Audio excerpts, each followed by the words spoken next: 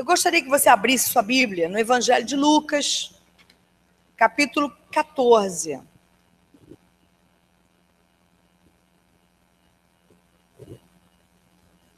A partir do versículo 7.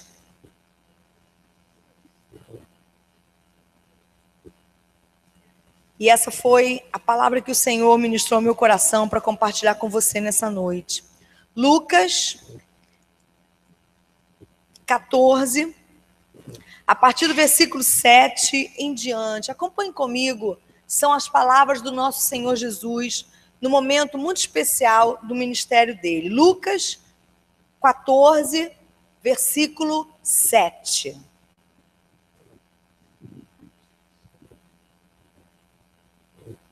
Amém. Vamos começar a ler. Diz assim, a partir do versículo 7. Quando notou, esse que notou é Jesus, quando notou como os convidados escolhiam os lugares de honra à mesa, Jesus lhes contou esta parábola. Quando alguém o convidar para um banquete de casamento, não ocupe o lugar de honra, pois pode ser que tenha sido convidado alguém de maior honra do que você. Se for assim, aquele que convidou os dois virá e lhe dirá: dê o lugar a este. Então, humilhado, você precisará ocupar o lugar menos importante. Mas quando você for convidado, ocupe o lugar menos importante, de forma que quando vier aquele que o convidou, diga-lhe: amigo, passe para um lugar mais importante. Então você será honrado na presença de todos os convidados. Pois todo o que se exalta será humilhado, e o que se humilha será exaltado. Então Jesus disse ao que o tinha convidado: quando você der um banquete ou jantar, não convide seus amigos, irmãos ou parentes, nem seus vizinhos ricos. Se o fizer, eles poderão também, por sua vez, convidá-lo, e assim você será recompensado. Mas quando der um banquete, convide os pobres, os aleijados, os mancos e os cegos. Feliz será você, porque estes não têm como retribuir. A sua recompensa virá na ressurreição dos justos. Ao ouvir isso, um dos que estavam à mesa com Jesus disse-lhe: feliz será aquele que comer no banquete do reino de Deus. Jesus respondeu: certo homem estava preparando um grande banquete e convidou muitas pessoas. Na hora de começar, enviou seu servo para dizer aos que haviam sido convidados: venham, pois tudo já está pronto. Mas eles começaram, um por um, a apresentar desculpas. O primeiro disse: acabei de comprar uma propriedade e preciso ir vê-la. Por favor, desculpe-me. Outro disse: acabei de comprar 5 juntas de bois e estou indo experimentá-las. Por favor, desculpe-me. Ainda outro disse: acabo de me casar, por isso não posso ir. O servo voltou e relatou isso ao seu senhor. Então, o dono da casa irou-se e ordenou ao seu servo: vá rapidamente para as ruas e becos da cidade e traga os pobres, os aleijados, os cegos e os mancos. Disse o servo: o que o Senhor ordenou foi feito, e ainda há lugar. Então o Senhor disse ao servo: vá pelos caminhos e valados e obrigue-os a entrar, para que a minha casa fique cheia. Eu lhes digo: nenhum daqueles que foram convidados provará do meu banquete. Somente até aqui. Vamos fazer uma oração. Ore comigo nesse momento. Pai, louvado seja o teu nome, Senhor. Louvado seja o teu nome pela tua palavra, pela tua presença, pelo teu reino que está, Senhor, em nós e diante de nós. Senhor, obrigado pelas promessas e por todas as coisas que o Senhor disponibilizou para aqueles que creem no teu nome. E é em teu nome que eu peço nessa noite que o Senhor possa revelar a tua palavra de uma forma poderosa a nós aqui, Senhor. Que essa palavra que é capaz de fazer diferença no nosso coração, que é capaz de destruir sofismas, enganos e erros que estão dentro de nós, que essa palavra venha, Senhor, purificar a gente agora, através do teu Santo Espírito, que ela venha transformar os nossos sentimentos e os nossos pensamentos, que ela venha transformar o nosso comportamento, Senhor, que ela venha apresentar um caminho que o Senhor tem, um novo caminho para cada um de nós. Liberta, Senhor, nessa noite pela tua palavra e pelo teu Espírito. Senhor, cura nesta noite. Eu agora já oro pela Eliane, Senhor, pedindo que aonde ela estiver agora, lá na sua casa, ela seja alcançada pela cura, Senhor. Cure-a nesse momento de todas as dores que ela está sentindo agora. Restabeleça ela, o joelho dela, Pai, em o nome santo de Jesus. Senhor, cura os enfermos, os aleijados, como diz a tua palavra, os mancos, os cegos, os pobres, esses, Senhor, que eram considerados a escória da sociedade e que o Senhor elevou a um lugar de tanta importância. Glórias ao teu nome por isso. Que nessa noite os humilhados sejam exaltados, Senhor, e que nessa noite a soberba no nosso coração caia por terra, no nome santo de Jesus. Amém e amém. Irmãos, Jesus tinha sido convidado para comer na casa de um fariseu importante. E ali, enquanto ele era observado pelos convidados, ele próprio fazia as suas observações, extraindo daquele momento tão comum do dia a dia lições eternas. Isso que sempre é maravilhoso em Deus. Eu quero começar dizendo isso para mim e para você nessa noite. Deus está nos observando. A gente pensa muitas vezes que estamos sozinhos, que ninguém nos vê, mas Deus está sempre nos observando. E Jesus estava ali naquele jantar sendo observado pelas pessoas. Na verdade, ele foi convidado com esse intuito, com esse propósito. Ele foi convidado porque aqueles homens queriam tê-lo por perto para observarem, para pegarem alguma falha nele. E Jesus, que estava ali sendo observado, também começou a observar o comportamento das pessoas durante aquele jantar. E a primeira coisa, e aliás, ele começou a observar e observou algumas coisas. E são essas coisas que ele observou durante o jantar que Deus ministrou ao meu coração para dividir com você aqui nessa noite. A primeira coisa que Jesus notou foi como as pessoas escolhiam os melhores lugares. Como as pessoas lutavam para sentarem-se nos melhores lugares da mesa. Provavelmente, os melhores lugares eram sempre aqueles mais próximos do anfitrião ou dos convidados mais importantes. Jesus era o convidado especial e provavelmente ele estava sentado muito próximo ao anfitrião, ao dono da casa. E as pessoas queriam sentar próximas do anfitrião e próximas de Jesus, que era o convidado especial. E Jesus começou a observar como aquelas pessoas, talvez ali se acotovelando, né, para chegar aos melhores lugares. Eu mesma já passei por situações assim, acredito que você também. Quantas vezes, né? A gente vai numa festa, a gente vai num lugar e a gente vê que as pessoas começam a disputar para ver quem fica mais próximo da mesa, né? Para quem tem mais acesso, né? Às vezes, numa festa, a gente escolhe estrategicamente aquela mesa que está no caminho do garçom, né? A gente escolhe aquela mesa na saída da cozinha, não é isso? Cara, a gente escolhe estrategicamente aquela mesa que, você sabe, bom, o garçom vai passar por aqui, então é aqui que eu vou ficar, né? E Jesus observou como as pessoas ali naquele jantar escolhiam os lugares de honra.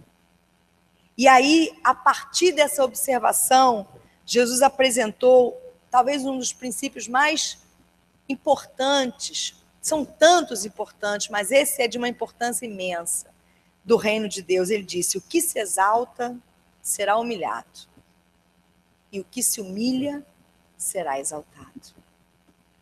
Interessante que Jesus não está dizendo assim, quem for humilhado será exaltado, ou quem for exaltado será humilhado. Não é isso que ele está dizendo. Ele está dizendo que quem se exalta será humilhado, e quem se humilha será exaltado. Ou seja, não é alguma coisa que se trate daquilo que o outro vai fazer com você, mas ele está falando daquilo que a gente faz com a gente mesmo. E o que Deus me mostrou a partir desse princípio poderoso, e isso é uma mensagem de Deus para nós. Não importa se as pessoas te humilham ou se as pessoas te exaltam, na verdade o que é importante é como você se sente a esse respeito. É como você lida com isso. Se as pessoas te exaltam, mas você não se exalta, não traz isso para você, no sentido de se sentir melhor do que uma outra pessoa, então não há nenhum problema. E da mesma forma, se as pessoas te humilham, mas você não traz isso para você, isso também não te afetará. Agora, se nós nos exaltamos, a Bíblia diz que nós seremos humilhados. Mas se nós nos humilhamos, a palavra diz que nós seremos exaltados. Então a gente aprende uma coisa importante aqui. A gente aprende que tanto o orgulho quanto a humildade é uma questão de decisão. É uma questão de atitude. Ou seja, tanto o orgulho quanto a humildade é uma questão de cultivo. O que a gente cultiva dentro do nosso coração? É isso que Jesus está dizendo, observando a atitude das pessoas. O que o homem cultiva no coração dele? É isso que ele está... É esse o ensino tirado daquela observação. O que aquelas pessoas cultivavam? E aí eu trago para nós, que vocês sabem que eu sempre faço isso, né? O que nós cultivamos no nosso coração? O que tem sido cultivado no seu coração por você mesmo? Humildade ou soberba?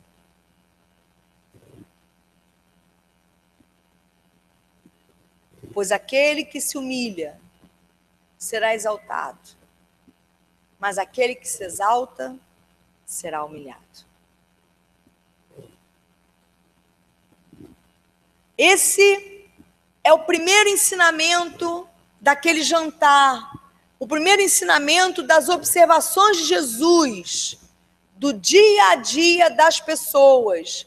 Pessoas como eu e você, comuns, que também querem estar nos melhores lugares da festa, que também querem comer as coxinhas, os franguinhos, e etc, etc. E por isso querem estar nos melhores lugares. Mas a questão não é essa, a questão é o que a gente cultiva no nosso próprio coração. Em seguida, Jesus virou para aquele anfitrião e disse o seguinte, olha, que ele observou quem o cara tinha convidado para a festa. Ele observou que ele convidou os parentes, ele convidou os amigos, ele convidou os vizinhos ricos. Ele era um fariseu importante, ele era um homem rico. E ele convidou pessoas do nível dele. E aí Jesus virou para ele e disse, olha só, quando você der um banquete, não convide seus amigos, irmãos ou parentes, nem os seus vizinhos ricos. Sabe por quê? Porque essas pessoas podem retribuir você. Mas convide aqueles que não podem retribuir. Convide os pobres, convide os aleijados, convide os mancos, convide os cegos. Será que aquele homem fez isso? Será que alguém faz isso?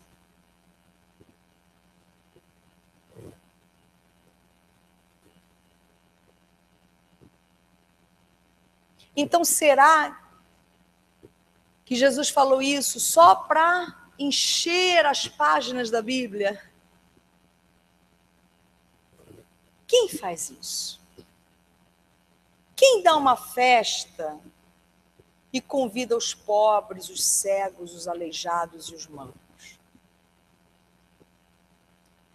Sabe o que eu entendo? Eu entendo que Jesus apresenta um conceito. Ele apresenta uma possibilidade. Talvez você nunca faça isso, mas você seria capaz de fazer isso? A questão é essa.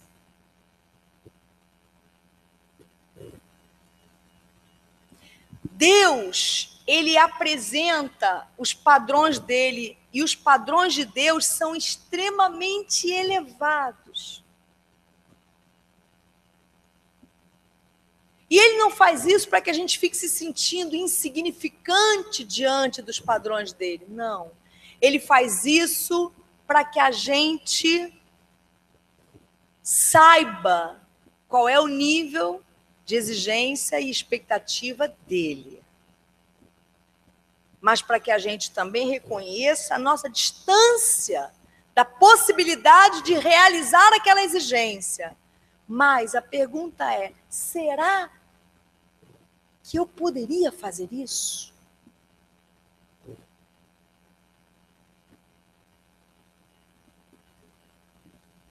Isso é importante. Você seria capaz de fazer uma festa para as pessoas que não têm nenhuma importância?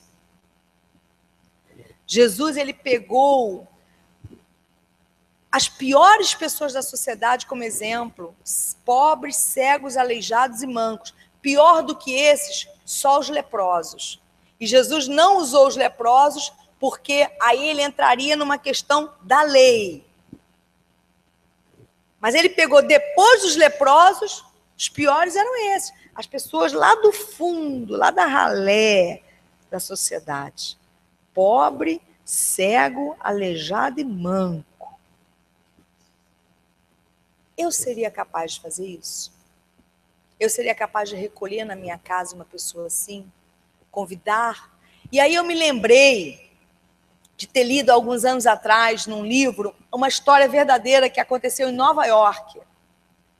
Uma moça que tinha enriquecido, ela ficou noiva de um rapaz, e esse rapaz também tinha condições financeiras. E aí eles marcaram a data do casamento deles. E ela fechou o hotel mais caro de Nova York para fazer a cerimônia, a recepção da festa dela. O Tiffany's, se não me falha a memória, é o Tiffany's. E aí, eu sei que Tiffany's é uma loja, mas acho que é esse o nome também do hotel. E ali é uma disputa tremenda por aquele hotel, você entra numa fila longa de espera, você dá 50% do sinal da festa, se você cancelar a festa, eles não devolvem o dinheiro. E aí ela fechou. Ela era uma publicitária, tinha crescido muito na profissão dela, estava ganhando muito dinheiro, o noivo também tinha condições, e feliz da vida. Moral da história, eles cancelaram o casamento. Aconteceu um problema entre eles, eles decidiram não se casar mais. Só que ela tinha dado cheques para fazer a festa. E ela foi à reunião com o hotel. Eu achei muito interessante essa história. Isso é um fato verídico, verdadeiro. E ela tentou, pleiteou que eles devolvessem pelo menos uma parte. Eles disseram, olha, a gente não devolve. Sabe o que a mulher fez? Ela falou, então tá bom, quer saber? Então eu vou fazer a festa toda. Ela deu os outros 50%. Só que ela chamou as pessoas simples. Ela falou, então eu vou fazer uma festa para quem nunca poderia ir a uma festa dessa. E chamou os pobres de Manhattan. Fez ali uma... Não sei como é que ela fez isso, ela deve ter entrado porque eles têm muitos abrigos, né? É um clima frio, então eles têm muitos abrigos. E aí o repórter que redigiu o texto, ele dizendo que era uma coisa muito engraçada, porque aquelas pessoas mancando, entrando naquele hotel, para uma festa, com aquelas roupas deles. Ela foi à festa, ela disse, eu vou... E o rapaz tinha traído ela. Ela disse, quer saber? Então eu vou comemorar, que eu me livrei de um problema. E aí, moral da história, ela fez uma festa. Eu quando li esse texto, lembrei disso. Falei, Deus, e não sei nem se era cristã, moça. Mas alguém consegue fazer isso. Talvez eu e você não. Mas uma mulher lá nos Estados Unidos já fez isso. A questão é, você seria capaz? Você seria capaz de abrir a sua casa para uma pessoa nessas condições? Você seria capaz de oferecer alguma coisa a alguém que não pode retribuir você? Esse é o princípio. E o que eu aprendo aqui, ao ler essa passagem, é que Jesus ele usou uma expressão nesse momento da parábola que ele não usava com frequência. Ele vai dizer assim, feliz você será se fizer isso, pois a sua recompensa virá na ressurreição dos justos. Feliz você será se fizer isso. Jesus quase não usava essa expressão, feliz. E a gente gosta tanto de falar de felicidade, buscar a felicidade, né? Sabe o que eu entendi? Que aqui Jesus ele está falando daquela nossa velha conhecida, a retribuição. Ou como a gente conhece no popular, a famosa troca. Uma mão lava e as duas lavam o rosto. A rua tem... Como é que é o negócio do caminho da rua? O ditado que diz... A rua tem ida e volta, né? Tem uns ditados... A vida tem mão dupla, mão e contramão. Como é que é? Quem mais sabe aí de parábolas de troca? A gente é bem familiarizado com essa ideia. Quantas vezes você ficou magoado por alguém não ter retribuído você? Quantas vezes eu fiquei magoada por não receber de volta o que eu esperava? É por isso que a gente não é feliz. É isso que ele está dizendo aqui. Ele está dizendo aqui o seguinte, ao ler essa passagem, eu fiquei me perguntando o quanto a nossa vida está impregnada desse modelo, o modelo da troca. O quanto as nossas decisões, as nossas escolhas, os nossos investimentos estão fundamentados nesse princípio, o princípio da troca, o princípio da retribuição, o princípio do o que eu ganho com isso. Eu vou fazer isso porque eu vou ganhar alguma coisa com isso. A gente faz isso o tempo todo. O que eu ganho com isso? O que eu ganho com essa gentileza? O que eu ganho? Você já reparou que quanto mais importante seja uma pessoa, melhor é o presente que a gente compra para ela? Chega a ser uma coisa engraçada. Às vezes a pessoa já é tão rica. Eu me lembro uma vez de uma pessoa compartilhar comigo, há muitos anos atrás, ela ia na festa de uma cantora gospel, o aniversário dessa cantora. E ela estava compartilhando comigo que ela estava sem dinheiro. Eu disse, poxa, dá o que você pode, dá uma coisa assim. Ela falou, não posso chegar lá com uma coisa simples. Eu falei, por que você não pode chegar lá com uma coisa simples? Não, porque é a cantora fulana de tal. Ela se endividou no cartão de crédito, comprou um presente em 3 vezes no cartão de crédito, sem poder, porque ela não podia chegar na festa de aniversário de uma cantora famosa. Não estou fazendo uma crítica a ela, não. Essa é a nossa natureza. Por que a gente faz isso? Porque a gente espera a retribuição. Agora, quanto mais pobre é uma pessoa, mais simples, às vezes, é o presente que a gente dá.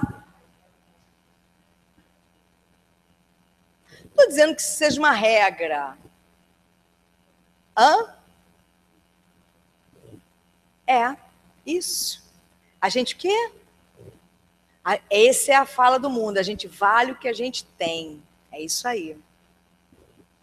É o que as pessoas lá fora pensam. Você vale o que você tem. Por isso, o modelo de troca. E por isso, tanta infelicidade. Que é isso que Jesus está dizendo. O modelo da troca, o quanto as nossas decisões, escolhas e investimentos se fundamentam nesse princípio. E é exatamente nesse momento que Jesus usa uma expressão poucas vezes utilizada por ele próprio. Feliz. Ele disse que essas pessoas eram felizes, as pessoas que fazem coisas por aqueles que não têm como retribuir, as pessoas que se libertam dessa ideia de que eu valho o que eu tenho. Quando você se liberta disso, você se torna uma pessoa mais feliz. É essa a proposta do Evangelho, que a gente se liberte dessa ideia de que a gente vale o que a gente tem. E aí ele está propondo essa loucura que é o cara fazer uma festa para pobre, cego, aleijado e manco, que é para quebrar isso. As propostas loucas, santas loucas de Jesus tinham esse propósito, fazer com que as pessoas quebrassem os paradigmas, que elas não valem o que elas têm, elas valem o que elas são.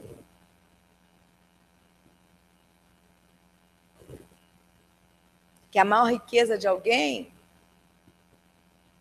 é aquilo que a pessoa é. Eu creio ter entendido o que Jesus quis ensinar. Quando fazemos algo por alguém que pode retribuir, isso acaba gerando uma expectativa e, consequentemente, uma frustração. Essa pessoa que há anos atrás compartilhou isso comigo, o que ela desejava? Ela desejava estar próxima daquela cantora. Ela desejava ser convidada para as outras festas. Ela desejava fazer parte do círculo de amizade daquela pessoa. E mesmo fazendo uma compra em 3 vezes no cartão de crédito, ela não alcançou isso. Ela não se tornou amiga íntima daquela pessoa, ela não foi convidada para as outras festas, e hoje ela não tem mais, talvez, contato nenhum com aquela pessoa. E graças a Deus por isso, até porque o que talvez ela tivesse... talvez esse contato seria bom para ela. A gente pensa que por ter contato com uma pessoa rica, a nossa vida vai melhorar. A nossa vida pode piorar, e muito. Porque não tem nada a ver isso. Não tem nada a ver. O que uma pessoa pode acrescentar à sua vida não virá através dos bens materiais que ela tem, mas virá através do que dentro dela ela tem para te oferecer. Quando nós agimos no parâmetro da retribuição, a gente vive cheio de expectativa e muitas vezes, consequentemente, a gente vive frustração. Mas quando a gente faz algo por alguém que não pode retribuir, não há expectativa. E a alegria resultante é puramente pelo gesto em si. Eu não sei se podemos pensar que seremos capazes de fazer isso que Jesus está propondo. Porque mesmo quando a gente faz algo por alguém que não pode retribuir, a gente espera algo em troca. Ainda que seja pelo menos um muito obrigado. Mas o que eu creio é que Jesus queria despertar a nossa atenção com um questionamento. Será que nós estamos presos aos nossos círculos? Foi o que a Deise falou na sementeira. Só fazer pelos nossos foi o que os alemães fizeram. É o que um psicopata faz. Os psicopatas amam a família deles, mas matam as outras pessoas. Mas eles têm família, eles têm filhos, eles têm esposa, eles têm marido. Eles chegam até a ter netos. Eles são incapazes de tocar num familiar deles, mas nos outros. Então é essa exclusão, quer dizer, é o meu grupo, os meus vizinhos ricos, os meus parentes, os meus familiares. Aquela mulher em Nova York, eu fico imaginando a cena, né? Ela não deve ter recebido, talvez, nenhum presente, ou se recebeu presentes simples. Mas perguntaram para ela por que ela estava fazendo isso. E ela disse, olha, a vida, ela não usou o termo Deus, ela disse a vida. Ela disse, a vida foi muito generosa comigo. E eu, quer saber? Eu quero devolver um pouco dessa generosidade. Eu vou oferecer uma coisa que eu sei que aquelas pessoas nunca poderiam ter. Eu fico imaginando a sensação de satisfação dela. Ela foi para aquela festa sem nenhuma expectativa, a não ser se divertir.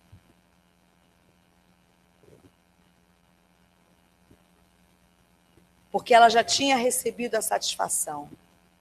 Fazer alguma coisa que ela queria fazer por alguém que não pode retribuir. Finalmente, a terceira coisa que Deus me mostrou nesse texto é que quando Jesus conta a parábola do grande banquete, comparando o reino de Deus a uma grande festa que foi rejeitada pelos primeiros convidados, é o que ele conta no final, é o trecho no final que eu li, ele comparando o reino de Deus a uma grande festa que os convidados, os primeiros convidados, não quiseram participar. Ele estava se referindo ao que iria acontecer naqueles dias, ou seja, a grande festa representa a vinda do Messias, a vinda dele próprio para salvar o homem. E esse primeiro movimento seria oferecido ao povo de Israel, mas o povo de Israel não aceitou o convite de Deus, não reconheceu Jesus como sendo o Messias enviado por Deus para salvar o homem. Eles rejeitaram Jesus e não quiseram entrar na festa. E aí o que Deus fez quando ele foi rejeitado?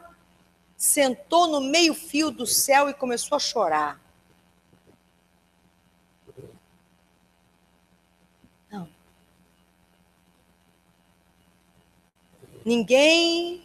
Nenhum daqueles primeiros convidados quis vir à festa. O que ele fez? Sentou e chorou? Não. Ele disse assim, o que está faltando? Convidados? Então, eu vou atrás dos convidados.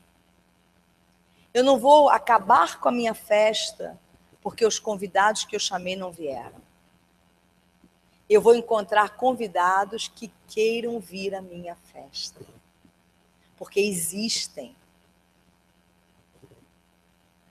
Às vezes, nós investimos o nosso tempo e a nossa energia nos convidados errados.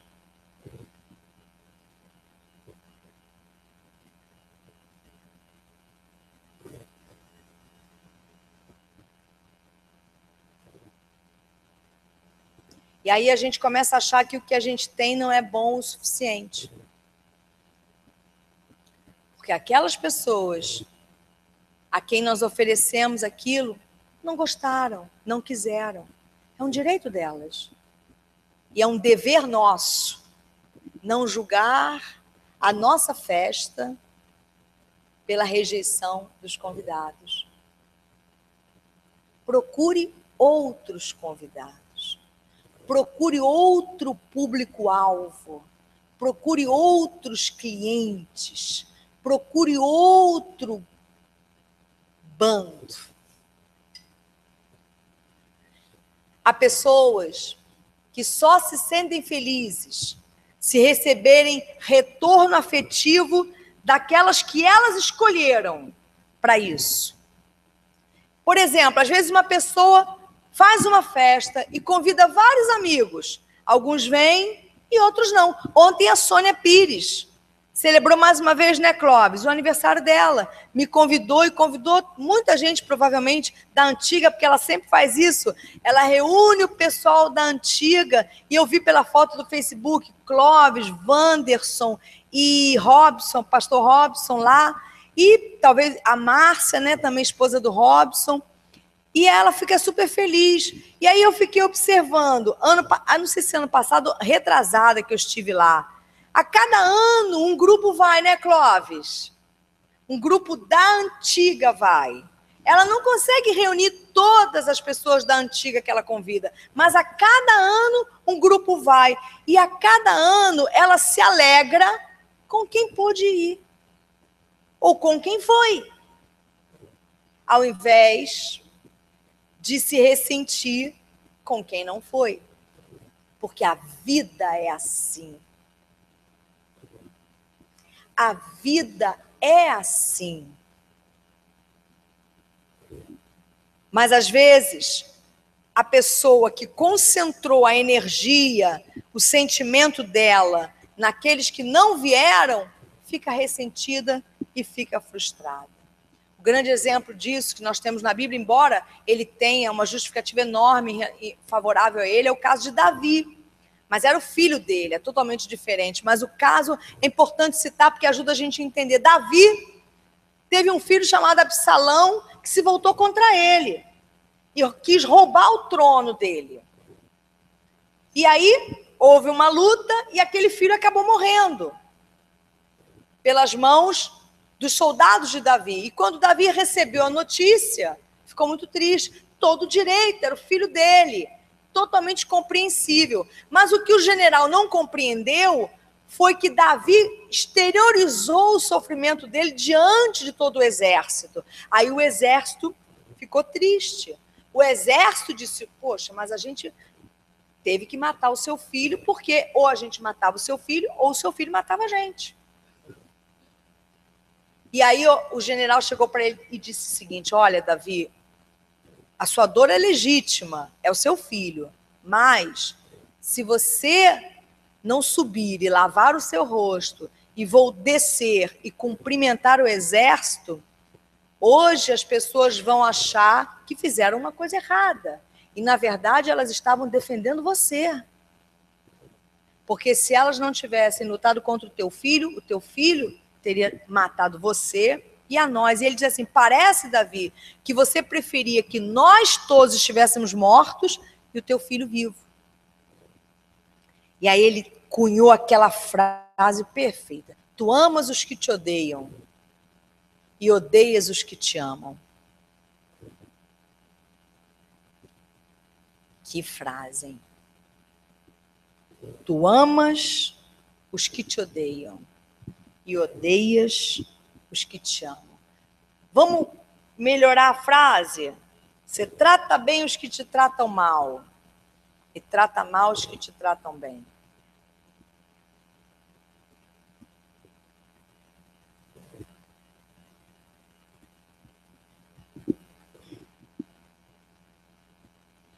E aí é o último ensinamento dessa parábola.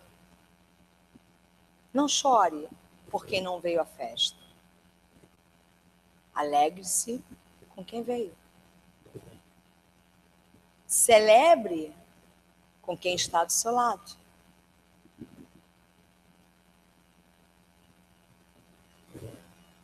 Onde está o teu foco quando te sobram os piores lugares?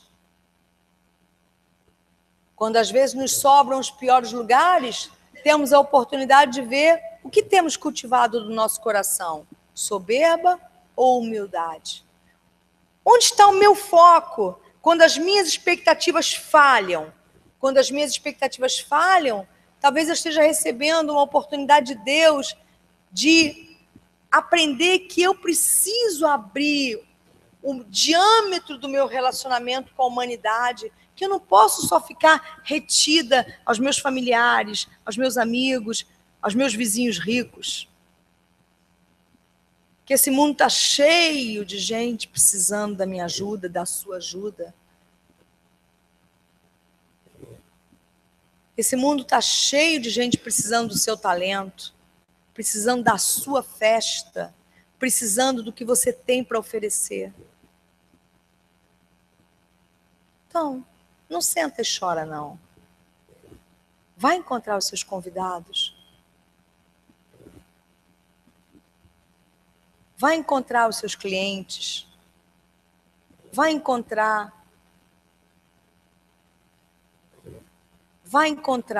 aquilo que falta. E às vezes a gente não precisa mudar de lugar para fazer isso, não. A gente só precisa olhar no entorno.